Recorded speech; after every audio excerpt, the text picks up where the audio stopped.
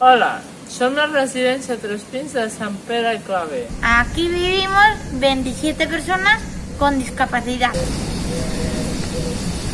Nos queremos explicar. Des del mes de març estem preocupats per la COVID-19. Hemos aprendido muy bien a limpiarnos las manos. Y nos ponemos la mascarilla. Como tú, hemos estado todos confinados. Como tú, no hemos podido ver a nuestra familia. Com tu vam celebrar quan vam poder sortir a passejar. Siempre evitando sitios con mucha gente y dejando el caso de seguridad. Como tú, nos ponemos la mascarilla.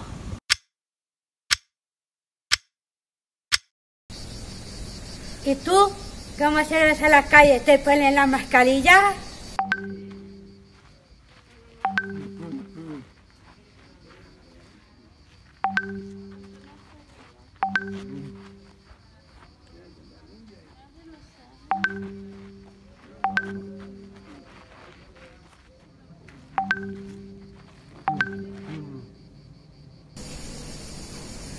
Porque si no nos ponemos la mascarilla, Si no guardem la distància de seguretat. Coronavirus seguirà en la calle. Es un tema serio.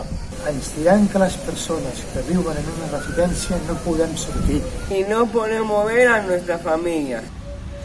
No podremos salir aunque nos dé el aire. Y eso me enfada.